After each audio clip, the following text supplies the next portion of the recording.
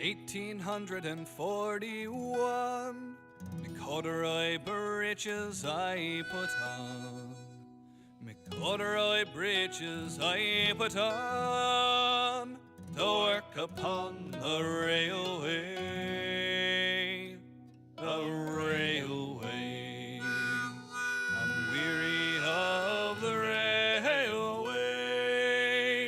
Our Paddy works on the railway.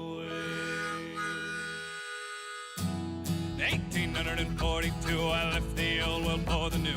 Found myself a job to do, working on the railway. I was wearing corduroy breeches, digging ditches, pulling switches, dodging hitches. I was working on the railway. In 1843, I broke my shovel across my knee. Went to work for the company, working on the railway. I was wearing corduroy breeches, digging ditches, pulling switches, dodging hitches. I was working on the railway. In 1844, I landed on old Liverpool shore. Belly empty, hands were sore from working on the railway. I was wearing corduroy breeches, digging ditches, pulling switches, dodging hitches. I was working on the railway. In 1845, I was happy just to be alive. Happy I was still alive and working on the railway. I was wearing corduroy breeches, digging ditches, pulling switches, dodging hitches. I was working on the railway. In 1846, I broke me back from carrying bricks and broke me back from carrying bricks while working on the railway. I was wearing corduroy breeches, digging ditches, pulling switches, dodging hitches. I was working on the railway. In 1847, our Paddy was thinking of going to heaven. Wow. Now if he left one child, well, he left 11 that the courts can prove to work upon the railway. The railway. I'm weary of the railway. Our Paddy works on the This song appeared in the book. That's why I'm playing it. Ha! I was wearing corduroy breeches, digging ditches, pulling switches, dodging hitches. I was working on the railway. I was wearing corduroy breeches, digging ditches, pulling switches, dodging hitches. I was working on the railway. Tap along, tap your feet. How can you not? That is Paddy Works on the Railway. In the scene, they've infiltrated a saloon, and one of the characters, I'm not sure if they requested this song, but imagine somebody's banging it out on one of those old saloon pianos that's out of tune. Bang, dang, dang, dang, dang. Everyone's stomping their feet. Dum, dum, dum, dum. It kind of sounds like fun. That shows what sort of miscreant I am. I want to hang out in the saloon, singing bawdy songs. I would. It's the 1800s equivalent of WAP.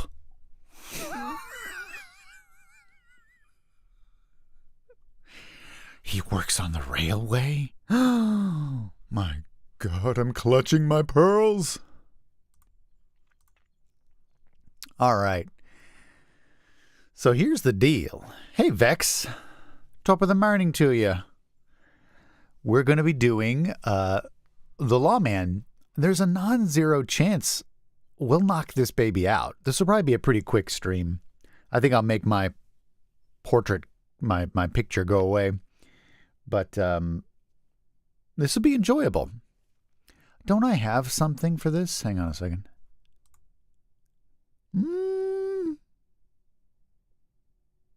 What do you think? Yeah, probably better do I don't know. That's kind of nice, right?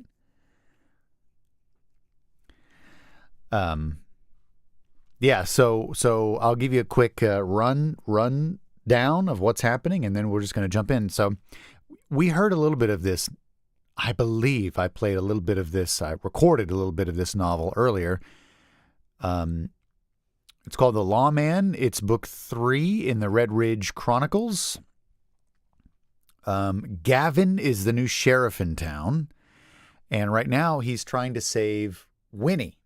Winnie is, he's not trying to save her. He's trying to save her siblings, who he's rescued from a saloon. One of the girls was going to be put to work, if you catch my drift, and then the younger brother, was going to be put in as like a pickpocket or something like that. So Gavin and his friend have busted into the saloon. They picked the lock on the door where her sister was being held. They accompanied them out. While they were accompanying them down, boom, boom, boom. They're singing this bar song. He gets out and he looks back and he sees Winnie go into the saloon. She was not supposed to go in. She was supposed to stay away up in her quarters where she can see them but not actually get involved. So the last line of chapter 17 was, "Take the girls to safety," Gavin growled. Actually, I'll just play it for you. Hang on a second. Oh, I don't have it open. "Take the girls to safety," Gavin growled as he pushed past, gun in hand. I don't know why, but Winnie just went inside, so she's going in. Who knows what she'll see in there.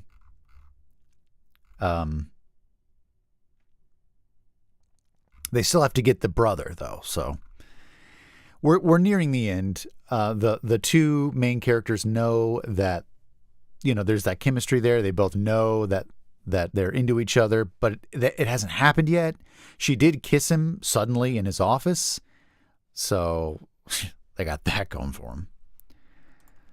Vic says, glad to be here. Last stream seemed like it crashed out. Dude, it really did. I was super excited to stream a little bit last week, but I've been having this intermittent problem for like 3 or 4 days where actually I pasted the message I got in Tecalote's Discord. Metronet, who provides internet here, has been going, it would go out for 30 minutes, back in, back out for 15, back in. So it had been fine for a while, and I was like, oh, okay, it's probably okay to try. So I went live, and then like before I could even start, dropped out. So that sucked. So I was like, well, maybe I'm just not even going to fool with this, because I knew it would like it would sour my mood to be like, tormented by this thing that I have no control over. So I was like, F it. I'll just like record what I can record. That's just going to have to be the way of it. Now, it hasn't had that happen yesterday or today, but I could still disappear suddenly and without warning. So if I go away and don't come back, that's what happened. I thought it was because of all the ice, but there's less now than there was. So I don't know what's going on. There was no issue when the storm hit, and then it was later on that everything went sideways. A little bit earlier, I'm going to do this and then get lunch. So wham, let's get rocking and rolling. Let me move this over here. Oh, and by the way, I still have not that. No, that. No, that. It's the picture. Where's the picture? Is that it? That's it. Working on the room. Man, it's catchy, huh?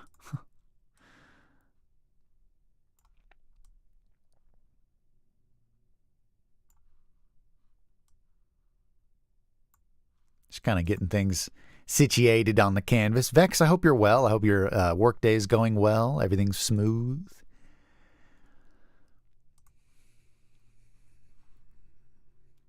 In 1800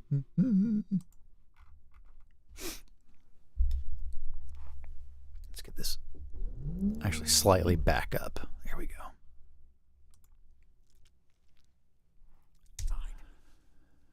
Oh, let me make sure you can hear everything. Everything's turned on.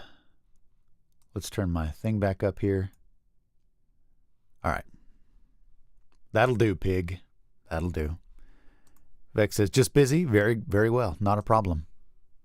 I'm like an audiobook that talks back. Just think of me that way. Sassy audiobook. Bratty audiobook. Back talking. Alright. Chapter 18. Winnie didn't quite... Oh, man. Alright. Chapter 18. Winnie didn't quite know what to expect when she went inside the saloon, but it sure wasn't a room full of people singing at the top of their lungs, glasses splashing amber liquids everywhere, and people dancing around, bumping into each other while the card players didn't even look up from their hands. The place also stunk. There was no other word for it. Between the heavy smoke from cigars and the unwashed bodies all clustered together, she felt a little sick. Why in the world would people want to come to a place like this, she wondered. She thought she'd seen Gavin and Ryan hustling her sister out, and hoped that her eyes weren't playing tricks on her. She'd seen them with 3 girls, anyway. As much as she wanted to check on Lily, or who she hoped was Lily, she knew Nick was the one who needed her most. Hopefully, she wasn't too late, and also hopefully, Gavin would understand why she'd come here, even though he was right. It was no place for her. But there was no choice. Not after what she'd overheard. In the hotel, she'd gone down to the small restaurant to order some tea and sit near the window to watch Gavin. It was perfectly situated right across the street and at an angle from the saloon. She had a good view and kept her eyes focused on the window. After she'd finished her second cup of tea, a large man had come in and approached 2 men sitting at the table behind her. Winnie pretended to be absorbed in her book. Bleh. And sitting at the table behind her. Winnie pretended to be absorbed in her book, but it hadn't escaped her attention the first man had come from the saloon. "The kid tried to get to his sister again," the man had growled. "So I tied him up. He's trouble. This is the 3rd time." "Get rid of him," the second man said calmly. "He won't be any good to us. We don't need him anyway. He was just a bonus." The man had left with a grunt and walked back into the saloon. While it was true, Winnie didn't know for a fact that the men were talking about Lily and Nick, she had a strong suspicion that's who they were referencing. After all, how many other brothers and sisters could there be in that exact saloon? To be sure, that wasn't a common occurrence. At least she didn't imagine it was. As calmly as she could, she waited until the man... At least she didn't imagine it was. As calmly as she could, she waited until the man had crossed the street. Then she counted to 200 and slowly rose, pretending as if she hadn't a care in the world, while leaving money on the table. She returned to her room, dropped her book on the bed, and then paced furiously. What to do? There was only one thing, and that was to help Nick. But how? She wasn't sure on that part, and hoped it came to her. Biting her lip, she hurried near the saloon. She heard loud singing, and a moment later 2 men with 3 young women wearing dresses that were much too large for them hustled out and around the corner. She recognized Gavin, but it had only been him and Ryan, no Nick. Her heart dropped. They must not have found him. She was sure he'd found Lily, though. Even though there had only been a flash of her, Winnie sensed it. Winnie ignored the thumping of fear in her heart. There was no help for it. She had to try. If that man was about to kill her brother, she had no choice but to find Nick and free him. It was her responsibility. He was her responsibility. Pause too long. And free him. It was her responsibility. He was her responsibility. And it was her who would live with the pain and the guilt if she didn't at least try. Though she knew Gavin would be angry at her if he knew what she was about to do, fear for her brother overcame everything else. She'd be a willing sacrifice if that meant her brother would be safe. Winnie slipped inside the saloon. Every moment mattered. But now she stood, uncertain what she should do. Perhaps she should have approached Gavin, told him what she'd overheard. But it was too late. She didn't know where he was. Winnie tried to blend against the wall as a tired-looking woman walked past her. "Don't just stand there! Clear those cups!" she snapped, shoving a tray at Winnie. "Lazy girl!" Startled, but glad for the excuse to hide as an employee, Winnie accepted the tray and slowly worked her way around the room. But where should she go to find Nick? The large man she'd seen at the hotel walked past her then, opened a door, and started inside. "Jim!" the bartender yelled. The man stopped.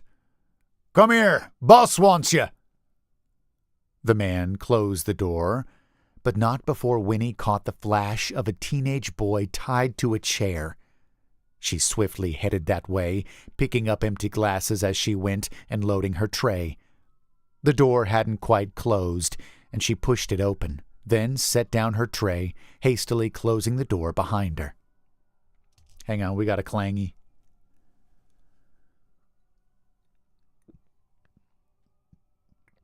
Good Lord. I thought I was good at drinking water. Oh, man.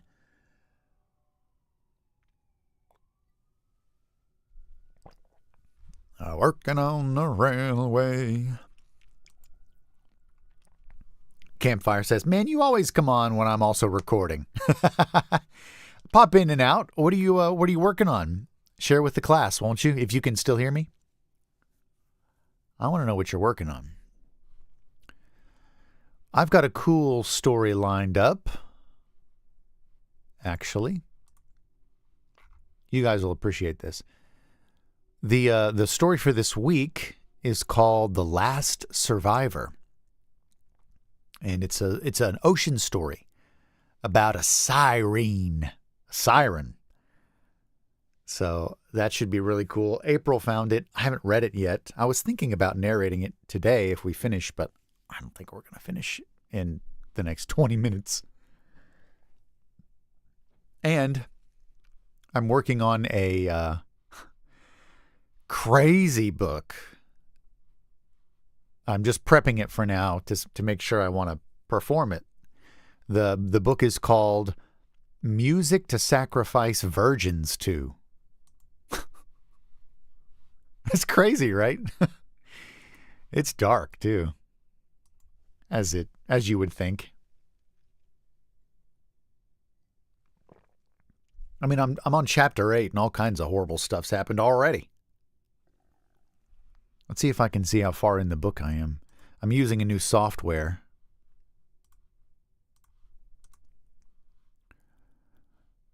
I'm only 12.7% in, is that right? I don't know how to tell.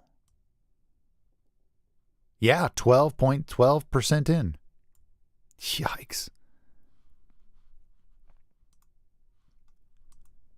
You know, all kinds of debaucheries waiting for me ahead. That's why we got to clean our ears out with this nice, clean romance. We need to be purified. Hastily closing the door behind her. "Nick?" she asked, her voice trembling. Her eyes searched his face, wondering if he'd recognize her. "Are you hurt?" "Winnie!" Nick gasped as he stared at her. "Is it really you?" Then he spoke urgently. "They've got Lily. She's upstairs, but I don't know where. There's a bunch of rooms." He struggled against the ropes, and the chair thumped. "She's okay," Winnie assured him, as she turned and looked at the closed door behind them. She searched for something heavy to put against it while she freed Nick, but there wasn't anything. "A friend got her out. Now we need to get you. A man is on his way to—" She didn't want to finish her sentence, but Nick nodded like he knew. "I wouldn't help them," he told her. "And I kept trying to get to Lily, to get her back when they took her." "Get to Lily, to get her back when they took her." His voice caught. "I tried, Winnie. I tried." "Shh, my dear, I know you did." Winnie said soothingly. We're all together again. At least we will be once we get out of here. We have to hurry, though. I don't know how long we have. It won't be long, Nick answered. He's coming back to get rid of me. You better go. Just help Lily before they take you too. I will not. I will not just leave you, Winnie scolded him. We go together. She knew neither of them wanted to die that day, but it was a distinct possibility. She desperately hoped a miracle would happen and the three of them would escape. Winnie also knew that, like herself, her brother would sacrifice himself if he needed to. The two of them were very similar in their stubbornness, but she refused to let that happen. The thought of the detective came to her mind, and a wave of guilt washed over Winnie. He was another she was responsible for. His death was on her hands. She'd sent an innocent man to be slaughtered. Her guilt may never lessen. Winnie? She startled, bringing her thoughts back to the present, and moved behind her brother, wishing she had something to cut the ropes that tied him. She tugged, but they were tight. Was there anything that could help her? Biting her lip, she glanced around. Do you have a pocket knife? Winnie asked as she picked at the knot. Stupid Clangy?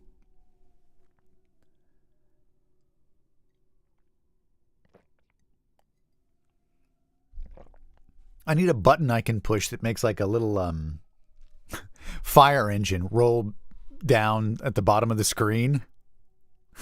Actually, hang on a second.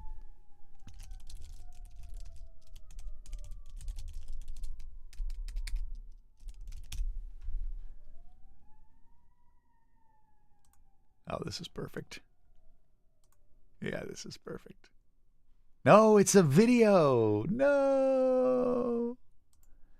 Can I just steal the image? Let's find out.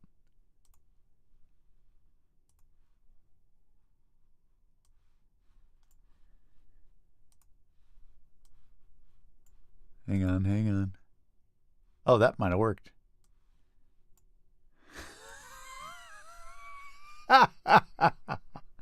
Okay. Watch this. Here's what you do. You need a filter, and you need a chroma key. Usually you chroma key out green, right? But that's not what we're going to do. We're going to choose a custom color, and I think you can choose the color. Pick screen color. There we go. Doink! All right, but the similarity's too high. We've lost our wheels. Perfect.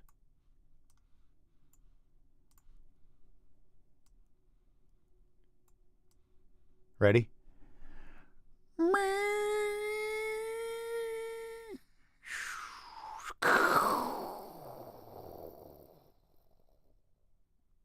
All right, he's gone. We can go back. Here, let me just poke. There we go. I don't want to lose him, so he needs to be poking out a little bit. Wretched Clangy. Since the roads have gotten a little bit more passable, we got Clangies. We got them coming and going all the time. Hey, Tech. Welcome in. Hope you're having a good day.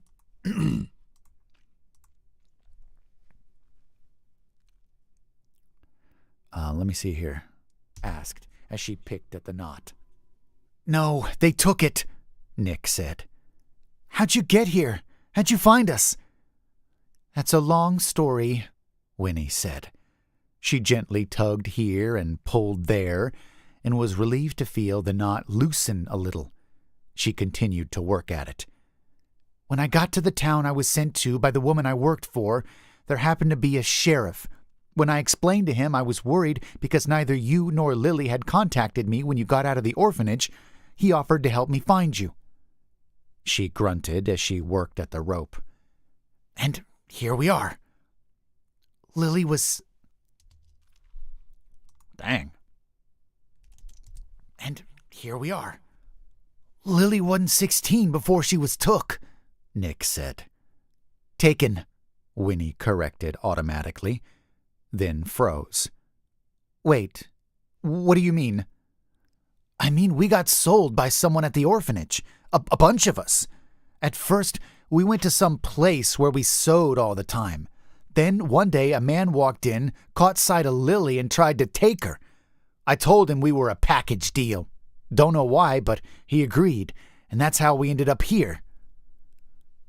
I see, Winnie said. The knot wouldn't loosen any more. She didn't know what to do, but knew deep within her time was almost out. Maybe her teeth? She bent over the knot and chewed at it. When we got here, that's when we found out. Okay. Bent over the knot and chewed at it. When we got here, that's when we found out. Lily and 2 other girls he took were going to be... He stopped, stiffening like he was uncomfortable to talk further. Okay, good. I just want to make sure I didn't make any typos there. He was uncomfortable to talk further. It's okay, Winnie said. I know. And if this horrid rope would just... She broke off as the door started to open. Panicked, Winnie looked around. There was nowhere to hide. I'm working on the railway. Oh man, it's stuck in my head.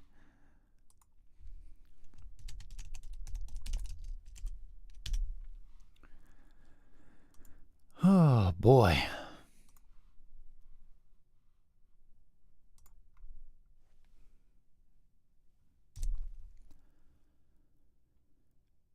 Chapter 19.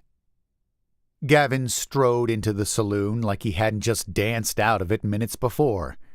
His eyes coolly took in the room as he sought Winnie. It was much as he'd left it, singing, dancing, drinking, gambling. But Winnie, she wasn't anywhere around. If he hadn't been so concerned, he'd have been furious.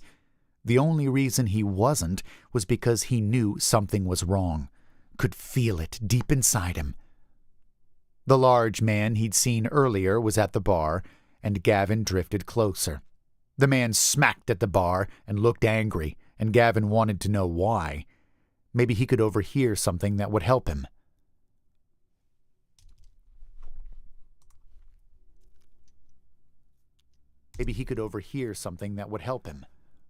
Found the boss at the hotel restaurant. Says finish the kid off, the man said. I guess we what? The man said. I guess we what? Just leave his body until everyone's gone? Don't know what he expects me to do with it. Why'd he even bring the kid? Was trouble from day one, always trying to get to his sister, the barkeeper said, shaking his head. Just do it quiet-like, or leave him for later. Don't need the sheriff coming by. Nobody knows who Nick is, and he's got no family but his sister, so won't nobody be looking for him.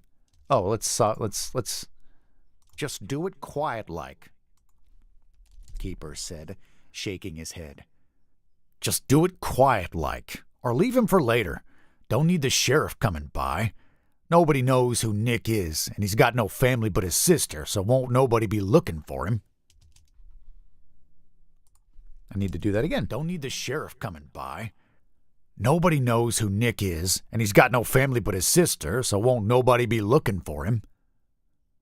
Gavin tried not to let it show he was listening. His heart sped up a little, though.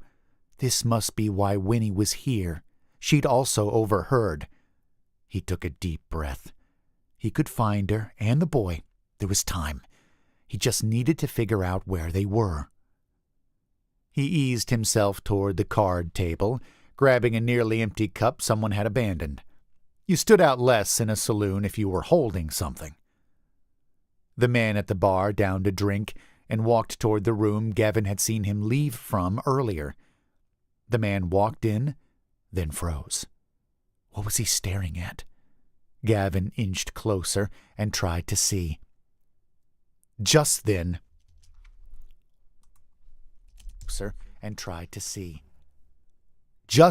one of the card players threw down his cards and pulled out his gun.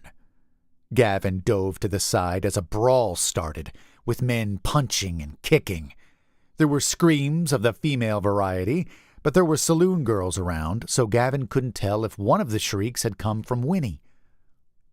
By the time he'd gotten over to the door, a prayer on his lips he wasn't too late to get the kid, the room had gone back to loud laughter and music, and the card players had settled back down. The only thing that changed faster than the mood in a saloon was the weather in Texas. Gavin cracked the door open, then pushed in, gun out. A teenager was tied to a chair and glared at him the moment he came in. "Here to finish me off?" he growled. "Nope." Holstering his gun, Gavin pulled out a knife. The boy swallowed, but met his gaze dead on. "You Nick?" he asked. The boy nodded.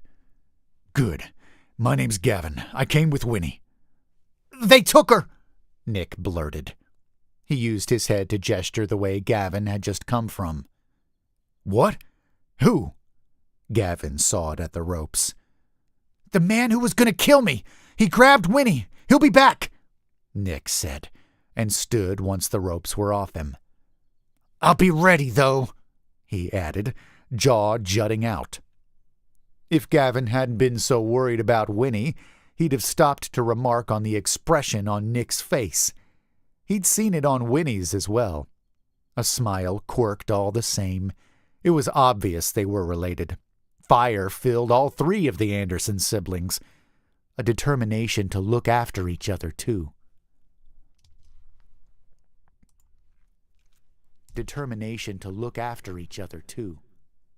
"Tell me where they took her." He took her. Determination to look after each other, too. "Tell me where he took her," Gavin said, handing the boy his knife and pulling back out his gun. "Upstairs," Nick said. "I'm going with you." He spun the blade, then grabbed the handle firmly. Gavin looked on in approval. The boy might have some skills, but facts were facts. He was Winnie's brother, and Gavin liked being alive. He couldn't let him go. "Nope, you're going outside into the creek behind the saloon. My friend is there with your other sister. If you get hurt, Winnie will kill me," Gavin said. "Likely you next." Nick barked a short laugh. "She might. She's scarier than these guys," he agreed. "I wouldn't want to be on her bad side. Okay, I'm going to go check on Lily."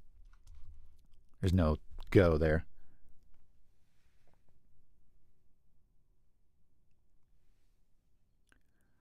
I must silence.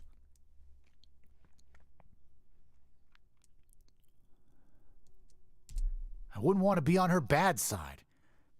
Okay, there it is. I wouldn't want to be on her bad side. Okay, I'm going to check on Lily, but if you take long, I'm coming back in. He started toward the door, then stopped.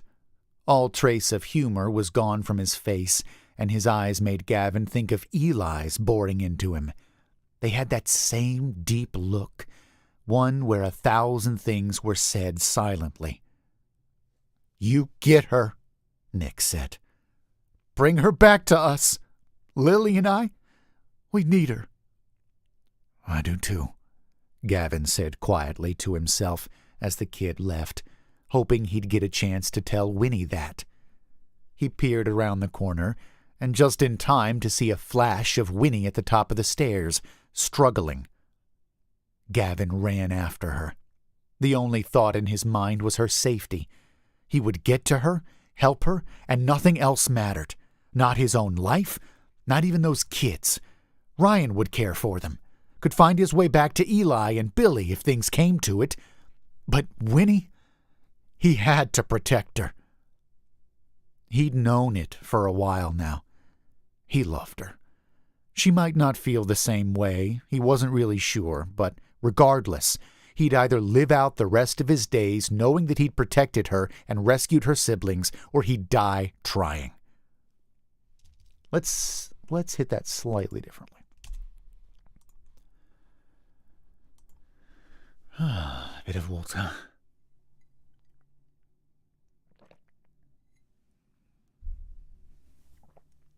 Oh! Have you a stretch? Oh, man. I'll tell you, my shoulders are cracking.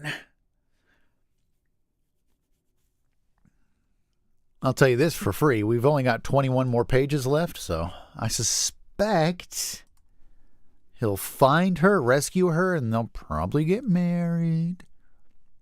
But you know what? Anything could happen. While now. He loved her. Oh, yeah, that was a good delivery. While now. He loved her. She might not feel the same way. He wasn't really sure, but regardless, he'd either live out the rest of his days knowing that he'd protected her and rescued her siblings, or he'd die trying. He wasn't far away now. He could see Winnie and the man who had grabbed her arm and was twisting it. "Could use another woman for the saloon," he said, smirking. "Perk of the job. I get to sample all of them myself first. If you become my favorite, I'll treat you well." "Never! I'll throw myself out of this window first!" Oh, she hissed that. "I'll treat you well." "Never! I'll throw myself out of this window first!" Winnie hissed. "You say that," the man agreed. "But soon as you start dangling, you'll change your mind." "I won't," Winnie said. "Don't you dare touch me!" The man laughed. He laughed so hard he put a hand on his stomach and nearly doubled over. Gavin was creeping closer. He wanted to shoot, but didn't want to hit Winnie. She was too close, and she was also unpredictable. He wouldn't put it past her to... Yep, she did it. Walked right into his line of sight. He huffed out a breath softly and crept closer. There wasn't a clear shot, so he'd have to make one. "You disgust me," Winnie said, and slapped the man. The man lunged for her, but she pulled away. He still managed to grab hold of her around the middle, and Winnie struggled, shrieking something unintelligible. Her hands swung, and one connected with the man's nose. He roared and spun her, shoving her head first through the window. Winnie half dangled, half struggled, as the man laughed. "This is what you wanted," he said. "Fine by me. There are plenty more women. Everyone's replaceable." He's just gonna kill her in broad day, push her out a friggin' second-story window? That's nuts. Everyone's replaceable. "Let her go." Gavin stood, sights firmly on the man in front of him.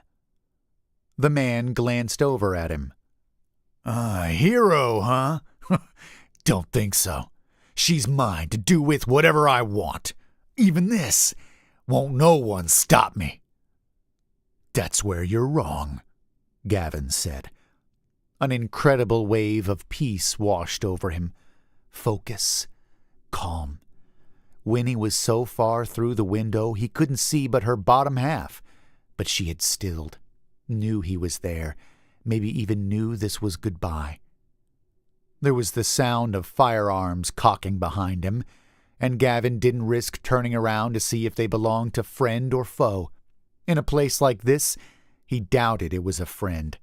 It didn't matter, though. He'd protect her, even with his last breath. Steel filled Gavin's voice. Oh, hang on a second.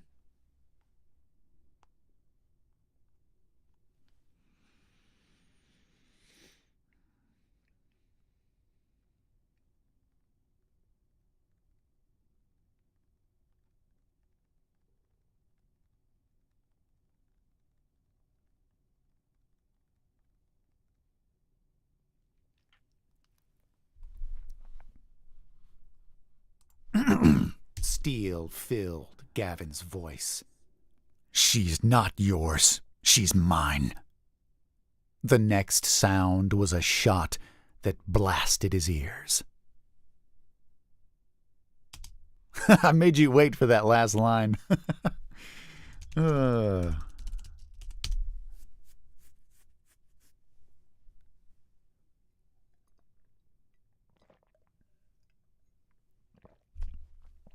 Who shot first? Was it Han?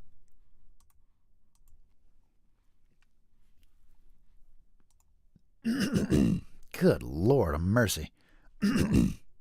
Boy, I tell you what. The phlegm is just never ending.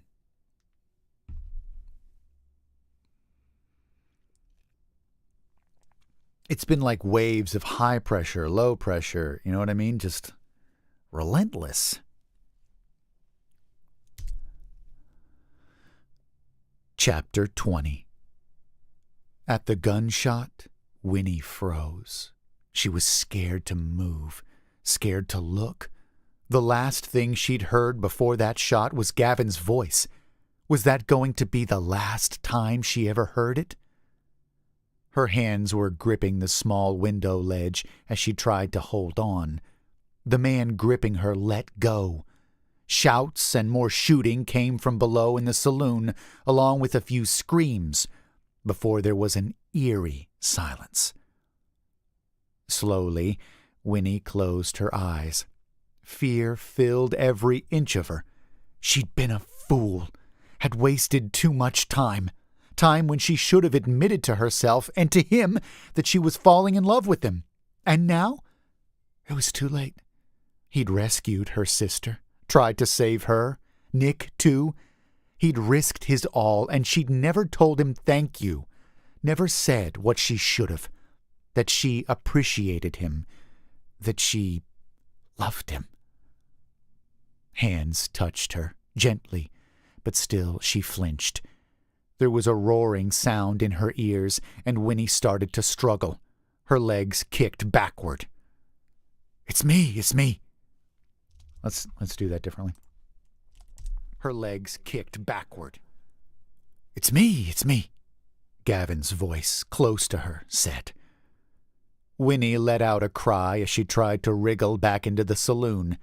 She let him pull her back through the window, then wrapped her arms around him. Gavin, she said, holding him tightly, her face buried in his chest. Her voice rose with fear, but she didn't pull away. I'm so sorry. They were going to kill Nick. I had to, she sobbed, then cried out. My brother! I must find him! I know, he said soothingly, arms holding her close.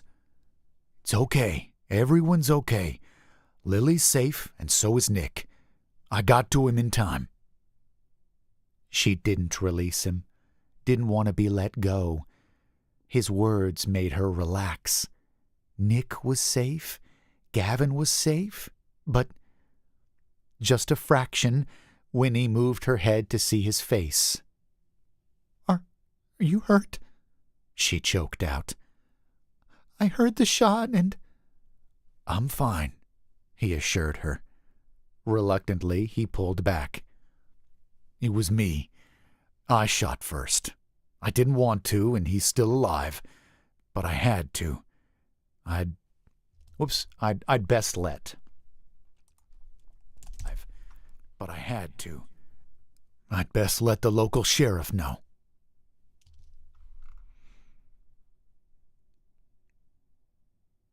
Huh? Surprise! Character from previous. Best let the local sheriff know. Already did. A man's voice Best let the local sheriff know. Already did. A man's voice said. Winnie looked over. She didn't recognize the man standing next to Gavin's friend Ryan, but based on the surprised expression on his face, Gavin did. Eli?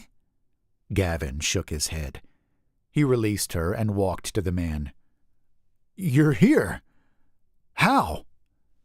Felt I needed to be, Eli said. His eyes swept the hallway. You good? Better than. Gavin grinned as he clapped him on the shoulder. Knew you'd need us, another man chirped, sticking his head out of a room. All clear. No one upstairs. Gavin pulled him in for a hug. Billy! You fool! Mirabelle's going to be mad at me. Hannah, too. Hannah? Mirabelle?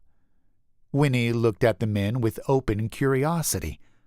These must be the husbands of the women she'd met in the general store and Gavin's closest friends.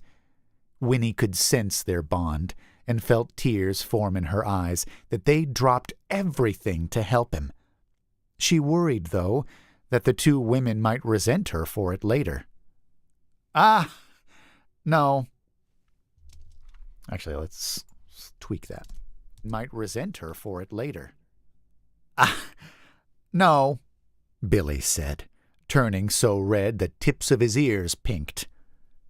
Mirabelle told me if I didn't go after you and help Winnie, well, I best not come home for supper ever again. He glanced at her. Hello, nice to meet you. Mirabelle said to invite you and Gavin for dinner on Thursday.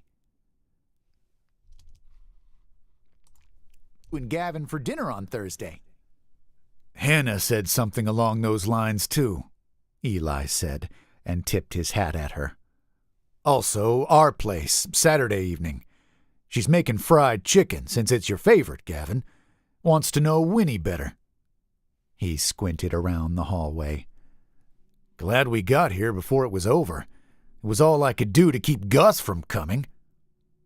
Gavin laughed at that. Winnie didn't know who Gus was, but hoped to meet him soon.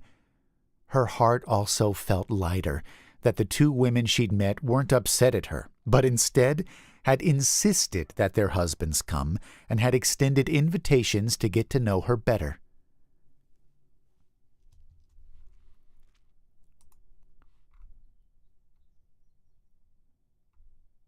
Sorry, I'm looking, making sure I know what Eli here is.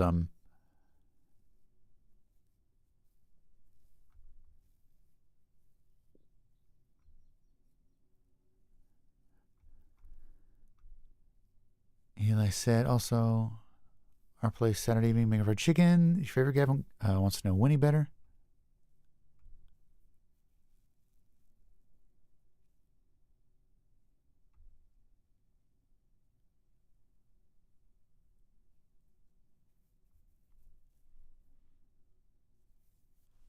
He says that's what I wanted to do.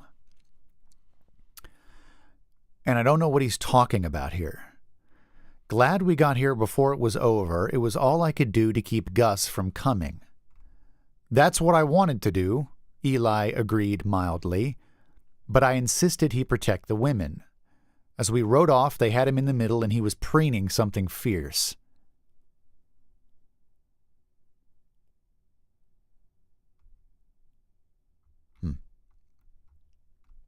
Maybe I'll put a bookmark here. We'll ask Sarah.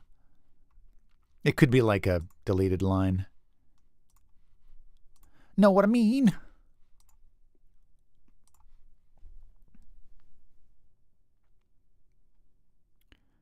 Invitations to get to know her better.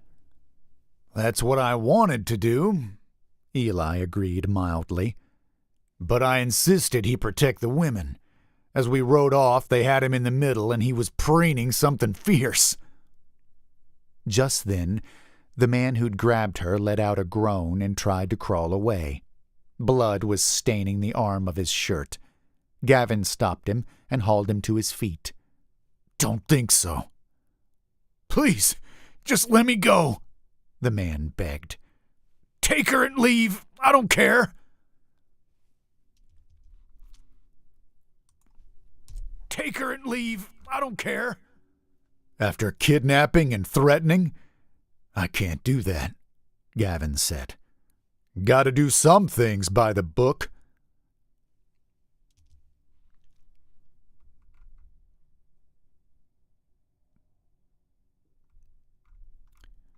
All right. Gotta do some things by the book. Sure do, a man with a star pinned to his chest said. And I've been looking for a reason to put this man away. Good job, Sheriff Jefferson. Thank you, Gavin said, reaching out. I apologize I didn't alert you I was in town, Sheriff. Wasn't expecting to find trouble.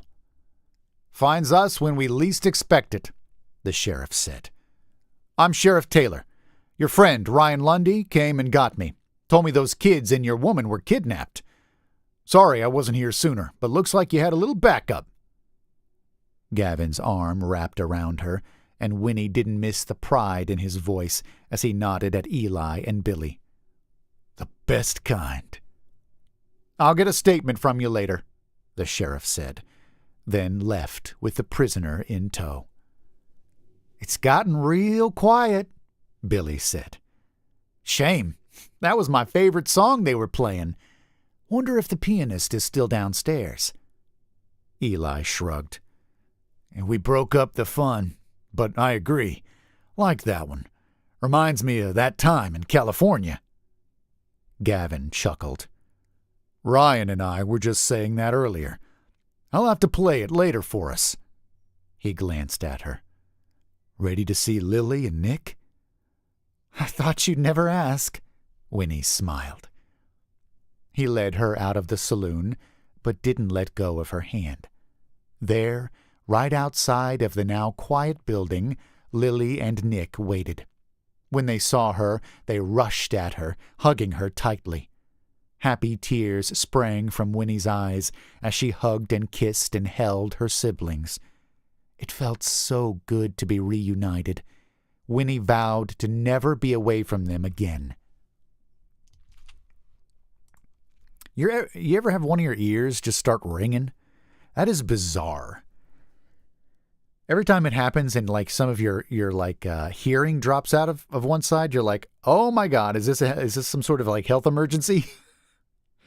Or like that intrusive thought comes in and you're like, is it ever going to come back? What if it just goes out and all I hear is ringing in my ear forever? It's so awful. Hey, Don. Don says, just jumped in the car. Have you been live long? Hope you're well. Just finished work. Congratulations. Well, I'm happy to join you on your way home. I've been live for a little bit. I decided to go on early today because I want to get a lunch. The place I like to go closes at 2. So I wanted to get a couple hour or an hour in, couple chapters, I should say. We're doing good. We're making excellent progress.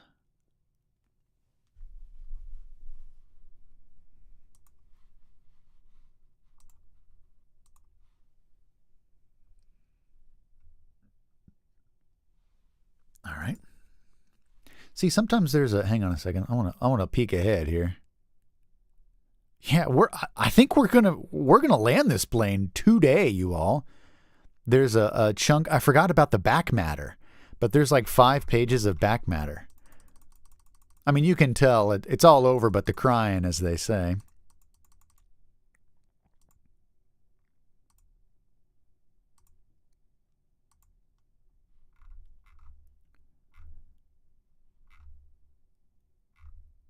Well, we got a little bit. I think we can, I think we can knock this out. It'll go quick. Never be away from them again. A short distance away, Gavin stood back, watching them, a smile on his face as he talked quietly to his friends. Lily stepped away from the hug first. She glanced at Gavin and asked, Winnie, who is that? Taking her hand, Winnie walked closer to him. Lily, Nick, this is Gavin. He's the man... She stopped. What was she to say? Who wants to marry her? Gavin finished. He held out his hand for them to shake. Gavin Jefferson, gunslinger and sheriff of Red Ridge. I've heard of you, Nick blurted.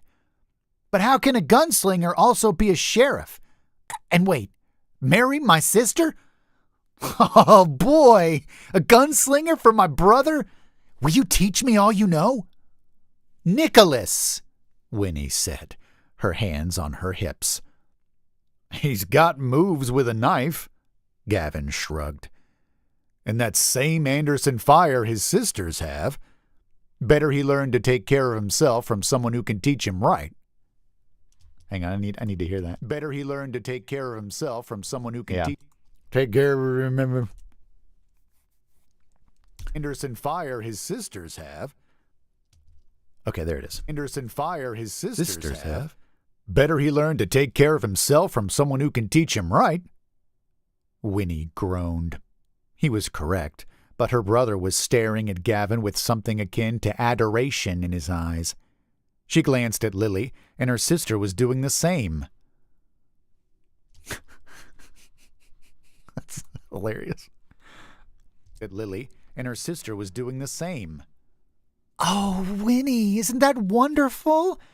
A sheriff as my brother-in-law will be so safe, Lily said. And do you see his friends? So handsome, she sighed. Maybe he has a few more friends my age. Another groan escaped Winnie, but then also a laugh. Gavin moved toward her, then took her hand and led her a few steps away. Winnie saw Nick start to follow them, but Lily said something and pulled him back. Gavin's friends started to talk to her brother and sister, moving them a short distance away from the forming crowd outside the saloon.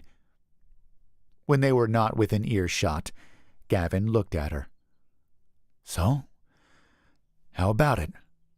How about what? Winnie asked. Marry me, for real. Winnie was surprised to see uncertainty in his face. He looked nervous. You want to marry me? Winnie asked. She glanced back at Lily and Nick. I'm a package deal, she warned. I'm a package deal, she warned. I know it, Gavin said, tucking his thumbs into his gun belt. That's okay by me. I've been alone most of my life. Eli and Billy were the first family I've ever had. I know what it feels like to be on your own. I also know, as a kid, he nodded to Nick and Lily, you need to feel secure. Have someone to look after you. I'd like to be that for them. And I'd like to be the man that you love, the one who takes care of you. I understand if I'm not who you want to do that, though. Not quite so choppy. The one who takes care of you. I understand if I'm not who you want to do that, though. Winnie reached out and took his hand. She stared at their joined fingers, almost unsure what to say. Finally, she said, I can't believe you want to marry me, she said. Really marry me. I thought you were just saying it. You really want me? Lily and Nick, too? She bit her lip, hoping that this all wasn't some terrible joke or heat-of-the-moment offer. Oh, Winnie, I've known it from almost the moment I laid eyes on you, Gavin said, his voice full of emotion. He pulled her into his arms. If you say yes, I will spend every moment of the rest of my life trying to make you happy. I'll love you and protect you. Same with the kids. I've got a big house. They can each have their own room. We'll give them everything they need. I'll give you everything you need or could possibly want. Gavin ran a thumb over her cheek. His eyes burned with an intensity she never thought she'd see a man have while looking at her. Winnie could hardly believe her eyes. Yet his words and the way she felt right now were perfect. They were all she wanted. She was done missing chances. Today had taught her there was too much risk in not telling someone how you felt. Winnie knew she wouldn't make that mistake again. She smiled up at him. Yes, she said softly. Then she raised herself up slightly on her toes and kissed him. This kiss was different from their first. It was better. The world stopped for a moment. Then everything spun around in her stomach and head, and she knew she'd given the right answer. There was nothing she wanted more than to be with Gavin for the rest of her life.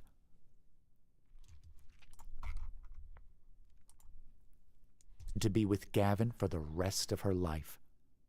As they separated, Winnie searched his face. "You're sure? Last chance to back out. We Andersons seem a troublesome lot." Gavin grinned and looked down at her. "Oh, I'm sure. I like trouble. Makes things interesting. Besides, I get the better end of the deal. I get you. You have to put up with a gunslinger trying to be a sheriff who doesn't always follow the rules."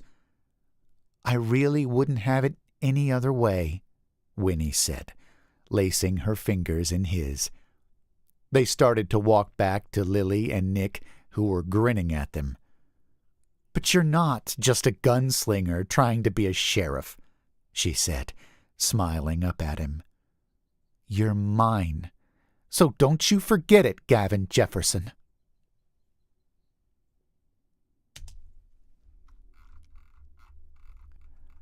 I'm doing the best at this. Have you guys ever seen I Think You Should Leave? I'm doing the best at this. Sometimes it's so satisfying to feel like that was good. Like, I feel like some of the emotional tones are going to really work on people. If I'm wrong, tell me now, because I need to correct it. Oh. All right.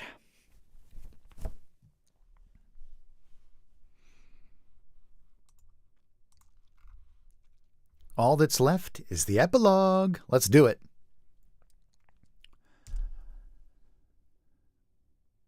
Epilogue.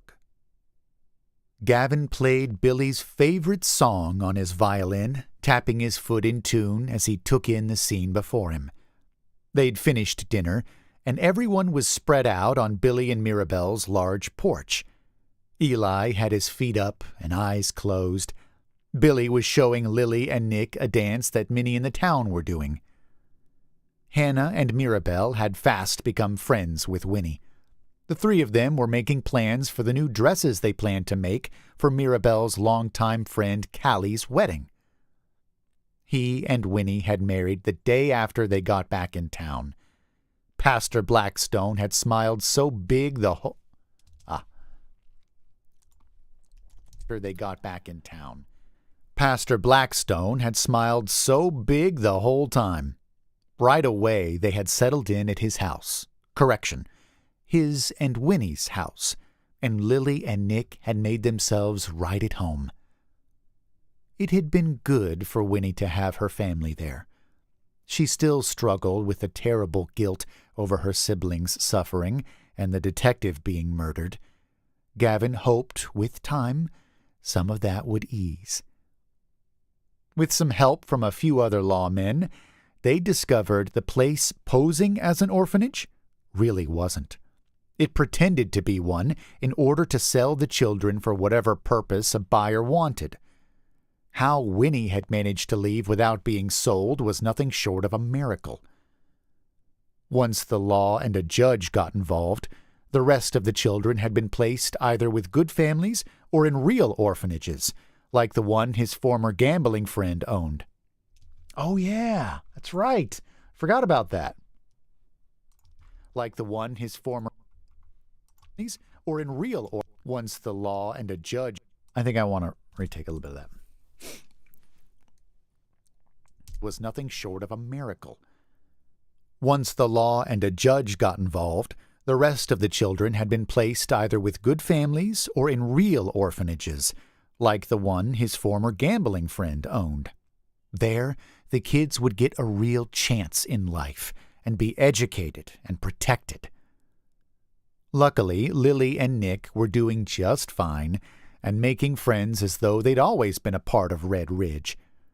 Eli and Billy had taken right away to the kids as well and had asked Winnie if she'd let them teach the boy how to ranch. Nick had eagerly accepted when she asked him, since part of the skills he would be learning was to rope, shoot, and defend himself against rustlers. Lily had asked if she could perhaps continue her education that had been taken away from her at a young age. She'd always had a passion for teaching others, and Winnie had promptly agreed that was a good idea. There was a school in Red Ridge, but the teacher was quite old and looking to leave soon. Lily might make a fine replacement one day. Billy walked over and flopped down next to Gavin. "Whew! They're wearing me out." Gavin chuckled as he continued to play. Lily and Nick were trying the dance still, and their faces were flushed while their eyes were shining with happiness.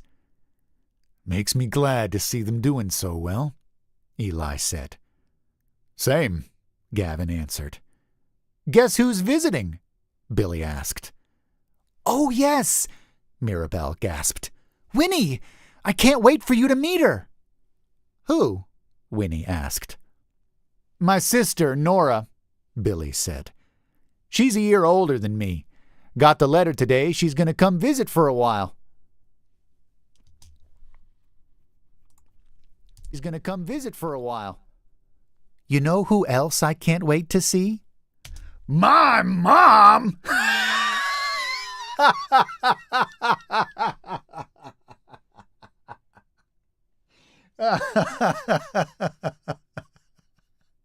Sorry, it doesn't say that. It doesn't say that.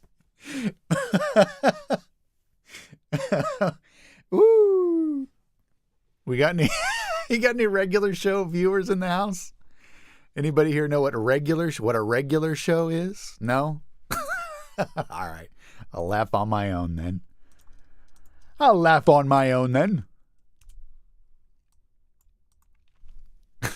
But I'm going to have to take that again. Shit. Okay. Lock in. We got to lock in. Got the letter today. She's going to come visit for a while. You know who else I can't wait to see? Hannah asked. Whoever Gus's mysterious woman is. She glanced toward the old man, who was dancing with her young daughter, Meg. He looks for every opportunity to run errands and go into town, but I can't get out of him who she is or where she works. Guess we'll find out eventually, Eli said. He reached for Hannah's hand. Town's not so big we won't figure it out. The song ended, and Gavin lowered the violin.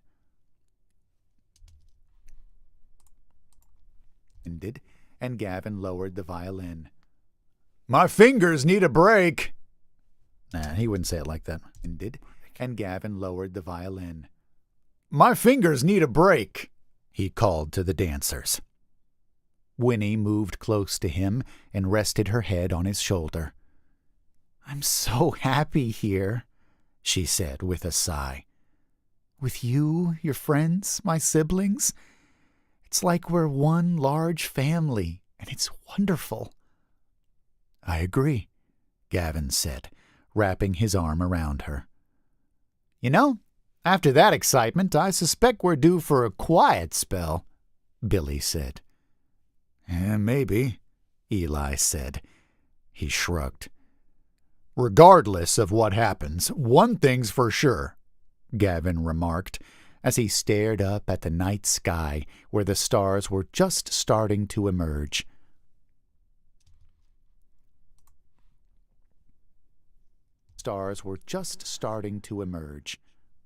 Red Ridge is going to be just fine as long as we're here.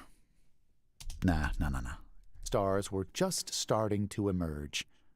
Red Ridge is going to be just fine as long as we're here. Still not right. Stars were... what happened? What is happening? Okay. Stars were just starting to emerge. Red Ridge is going to be just fine as long as we're here. Nope. I had it in my head, and then the friggin' doll got all weird. Oh, man. Red Ridge is going to be just fine as long as we're here. Stars were just starting to emerge. Red Ridge is going to be just fine as long as... No, as long as we're here. Stars were just starting to emerge. Red Ridge is going to be just fine as long as we're here. Not quite right. You have to agonize over things like this. This is the last line in the book. So it needs to, it's got to land. You understand?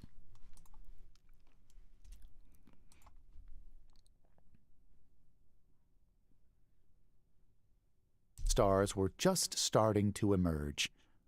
Red Ridge is going to be just fine as long as we're here.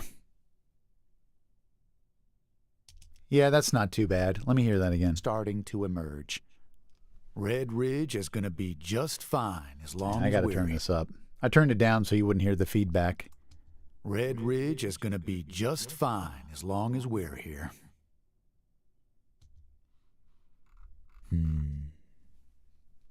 Yeah, that's pretty good.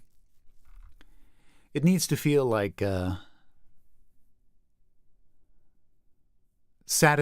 needs to feel satisfied. That's exactly it. It needs to feel satisfied.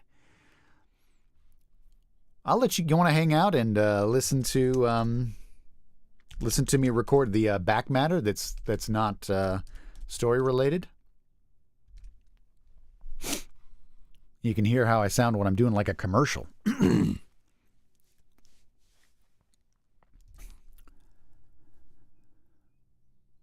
What's next? Find out what happens when Nora visits Red Ridge and the gunslingers are faced with a foe they can't stop.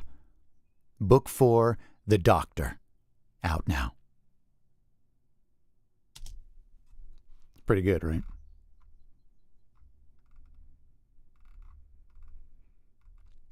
Holy cow! There's 8 of these?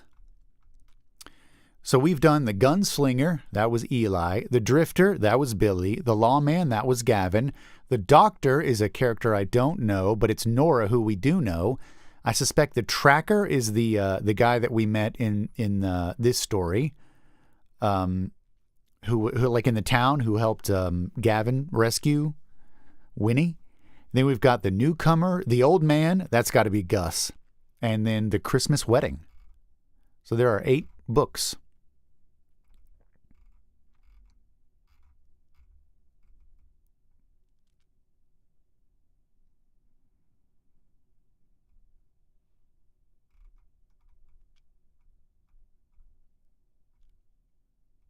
Let's do the author's note too. I don't think anything comes from this, but you never know. I think that they can rate something on Audible. It used to ask you when you finished a book, like, what do you think?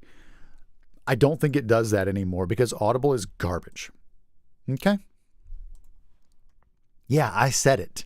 Even though they've, the money from them puts food on my table, I know garbage when I see it. Out now. Note from the author. Note from author. Note from the author. Out now. Note from the author. Thank you for taking the time to listen to The Lawman. Could I ask for one small favor?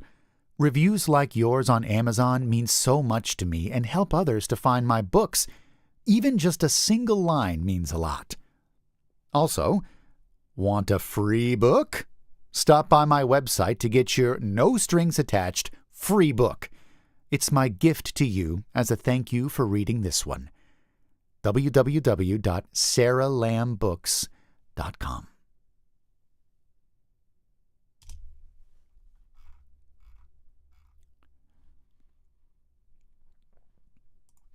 And closing credits.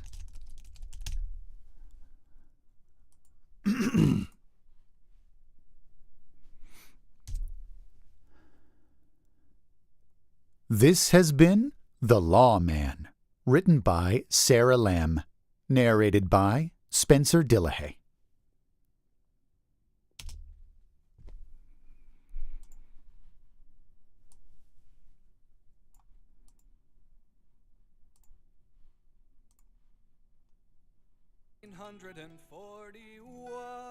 Ta-da! Save that. We'll export that later. All right, gang. Don says, just reversed into my drive. Don't stop. I got bad news. All right. Well, maybe we'll do a little bit more. Marina's here too, so.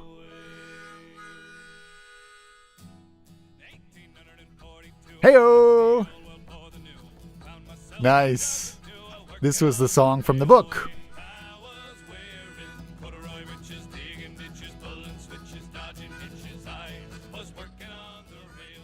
Yeehaw! Classic saloon music. Hey-o! Bum bum bum bum bum. Stomp your foot. Dum dum dum. All right, let me let's see what I got. This was good, Marina. We had a great moment. The two main characters, I mean, they knew, but they sort of agreed to get married in a very heartfelt thing. But they'd had a very sparky romance up to that point.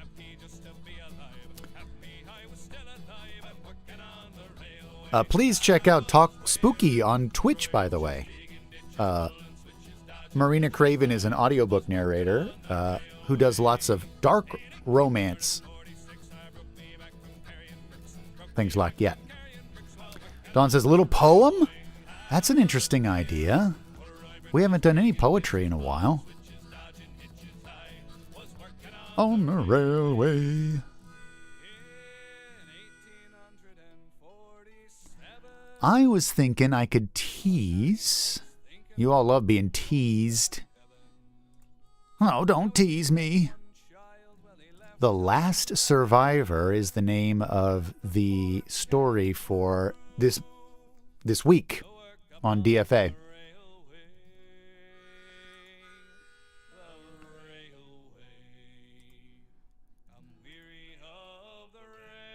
Yeah, let's do a poem. Oh, guys, I really wish I could. You know what? Hang on a second. I got to make sure that this is not like so lewd that I can't even put it on Twitch. I'm working on this absolutely effed book called Music to Sacrifice Virgins to. God.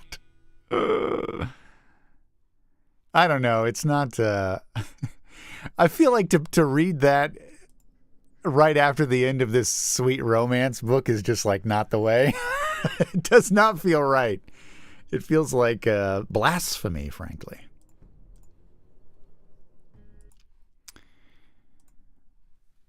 Don says, "Go on." It's really good. Here, I'll pop on. I'll pop on screen too for just a minute. Dawn, do you have any poetry? Oh, I'm behind the... Hello. You know what else I did? Is that it? Yeah, that's it. I got a little fire truck. Look at that. For every time a fire truck comes and I have to stop working.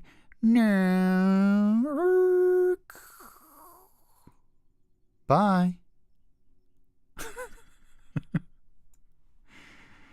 Got on Keats.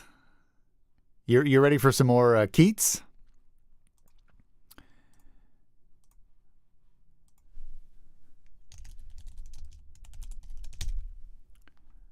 John Keats. He died at 25. Do I say that every time we look at some of his work? 25? That's crazy. That's sad. Talk Spooky says, don't summon them.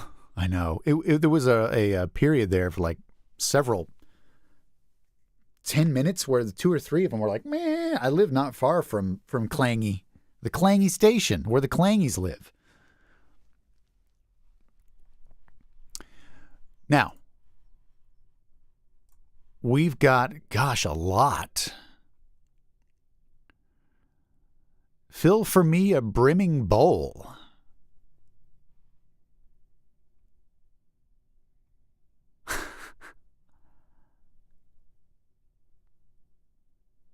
Oh, this is sick. I'm reading this for the first time.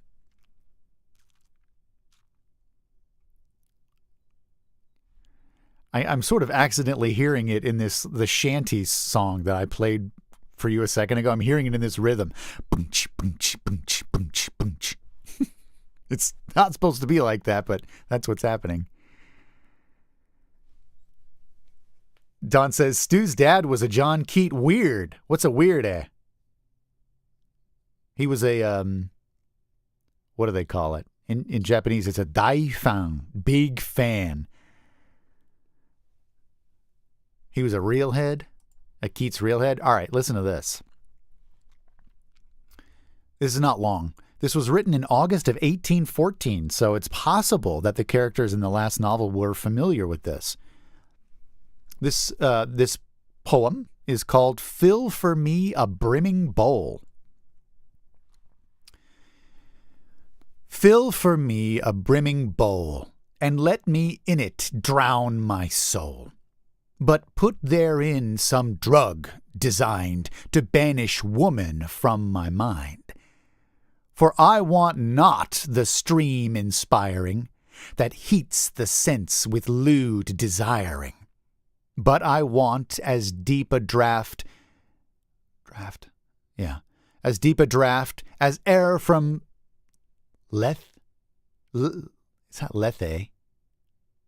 The river, this is the river of forgetfulness. Lethe? As air from Lethe's waves was quaffed, from my despairing breast to charm the image of the fairest form, that ere my reveling eyes beheld, that ere my wandering fancy spelled. So, for those of you who may not be able to catch this without looking at it, he wants to drink something that makes him forget women.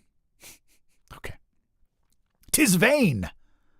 Away I cannot chase the melting softness of that face, the beaminess of those bright eyes, that breast earth's only paradise. My sight will never more be blessed, for all I see has lost its zest, nor with delight can I explore the classic page, the muse's lore. This is a sick stanza. That's awesome. Had she but known how beat my heart, and with one smile relieved its smart, I should have felt a sweet relief. I should have felt the joy of grief. Yet as a Tuscan mid the snow of Lapland thinks on sweet Arno, even so forever shall she be the halo of my memory. That sounds like a poem a 25-year-old, or in this case, an early 20-year-old person would write, pining after someone. Endymion. Did we read Endymion last time? Oh, that's the whole thing. We can't get into that. Don says, are you doing a Christopher Triana? Yes, Music to Sacrifice Virgins to is a Chris Triana book. It's intense. The main character, so here's the premise, if you have not seen or heard anything about it before. A sort of a loser, mid-20-year-old guy, not like Keats, who was a bad ice, but like, I don't know, whatever, some dorky 20-something-year-old, has just broken up with his semi-longtime girlfriend, or she broke up with him, gave him the boot, and he moves back in with his mom. So he's feeling really down and out about his life. He gets a letter from his uncle, Rex. And in the letter, he's like, if you're receiving this letter, that means that I am dead.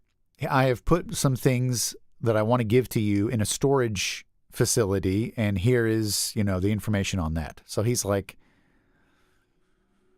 I guess I'm going to check it out. And his mom's like, do not. Your uncle was a bad dude. Do not get that. Just leave it. Well, obviously he doesn't. So he goes, he brings his friend. They pull out a shipping crate and a bunch of totes.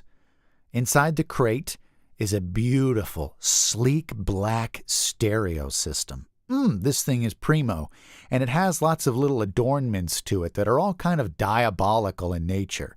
And I mean, like, there's that Baphomet thing. You ever seen that where it's like hands are up and it's winged? There's like a little turntable topper of Baphomet. And in the totes, 666 records. All of them are black metal or different types of metal.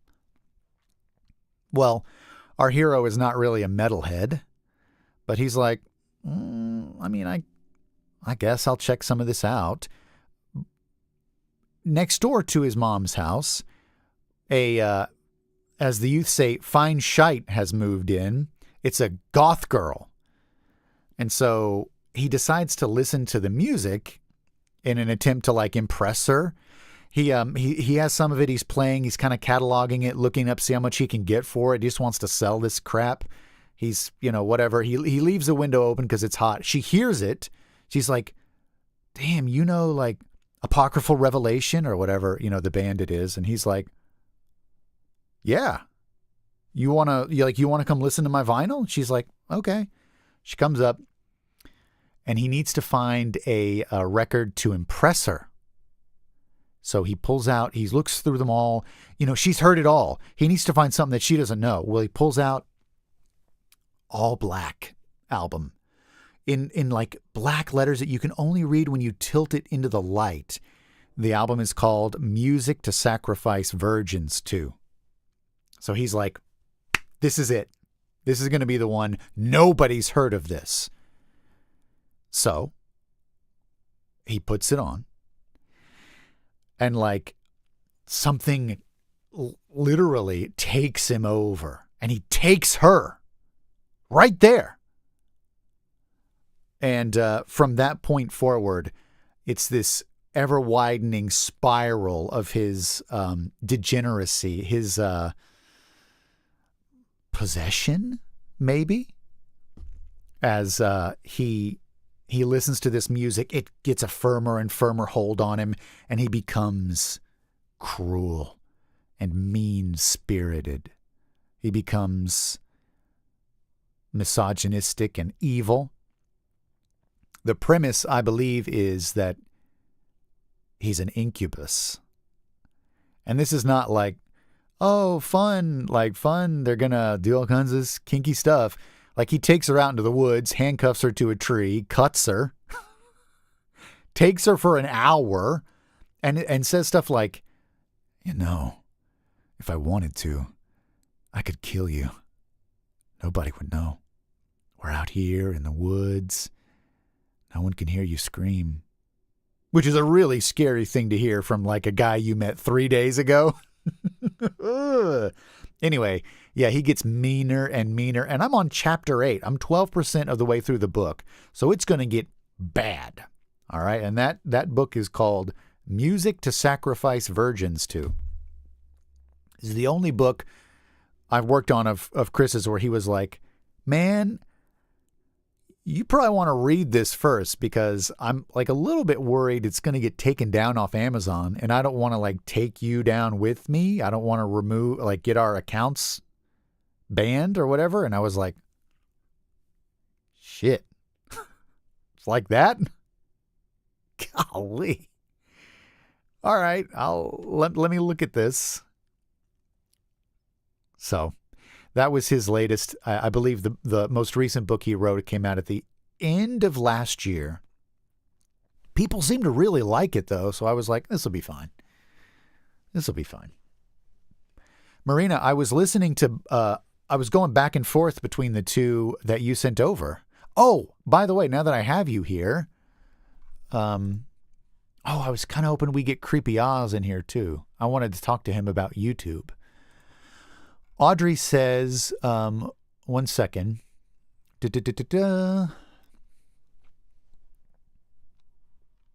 She wants to, she's listening to 2 audiobooks slowly. She wants to check out one of yours next. So I would love to offer her one of those. Of course, I redeemed both the codes you gave me. Whoops. I should have saved one. But if you have one that,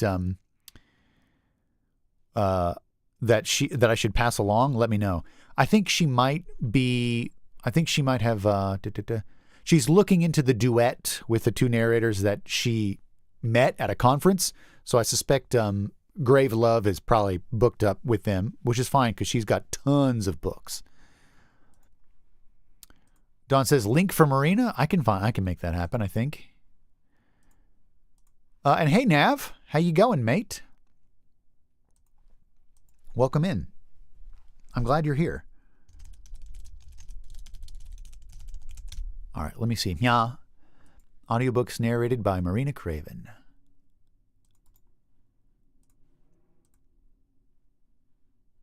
All right, I'm going to send this out to both. This will be on YouTube and Twitch, I think. See how that goes. Now, hold on. Let me open up...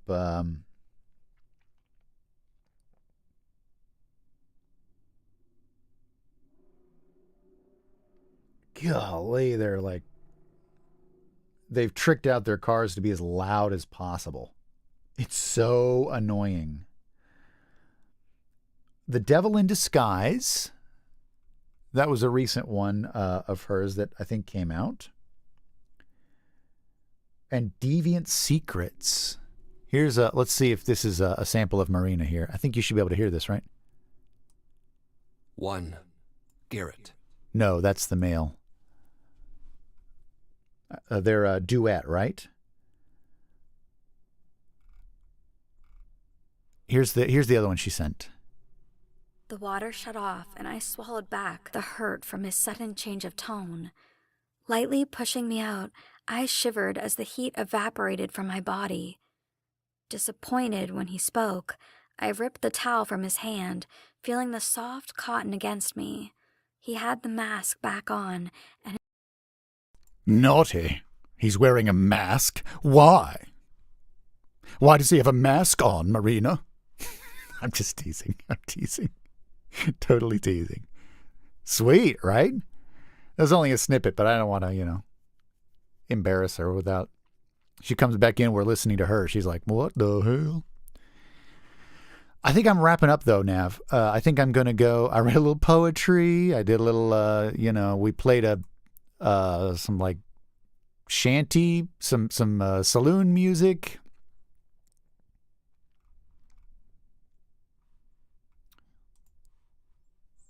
Let's have... we'll have Heist play us out a little bit. I love being here. Thank you all for coming. If I do another one, maybe we'll do some more of either Sarah's book. I don't think I'm going to be able to record music because that would probably torpedo every account that I have, both YouTube and Twitch. The stuff that goes on in that book is not for, it's for safe harbor hours, as it's called in the States. After 10 o'clock, you can put debauchery on the radio. It's safe harbor. Nav says, missed a lot then. You're on Twitch, so you will not be able to hear. If you have a YouTube account, you can, and you wish to hear, you can pop over there and find the Don't Fall Asleep link. If you even just click on it, you don't even have to stay. It'll stay in your... Actually, I'm going to leave it up for a little while. I'll leave this recording up for... I don't know. I'll take it down after lunch. But yeah, you can listen back to it. I finished the end of a romance novel. It was good. I think I enjoyed that. All right, friends.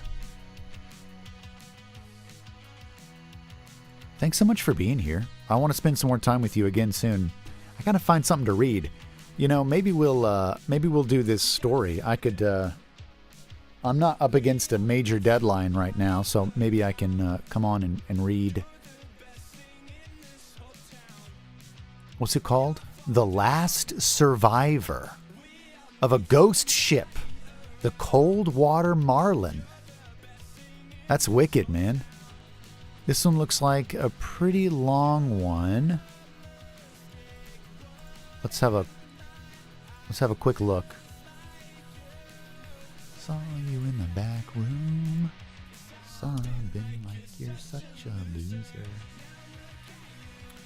This one is, oh, that's short. 3,000 words. Yeah, we could knock this out. We could knock this out easy. Maybe we'll do that. I'll try to make tomorrow happen. Don't hold me to that, but I'll, that'd be fun, right?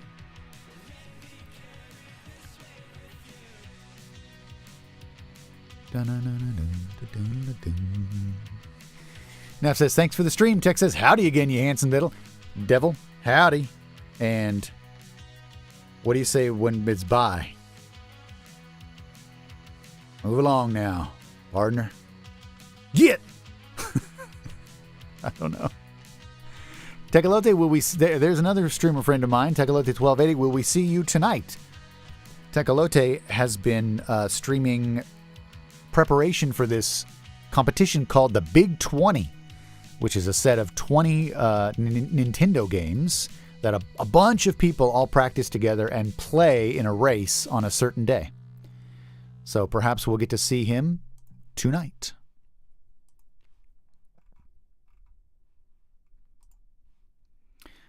All right. Allow me to diminish into the west and go get some lunch. I hope you guys have an amazing day. Thanks for being here, and I will catch up with you soon. Tech says, yesterday got to be late. Yeah, that's true. Yeah, I was looking for you, but I was like, they're probably settling in. He had a big couple of weeks. So I'm sure, you probably need 3, 4, 5 days to kind of get situated again, especially if you got to get back to work. Speaking of.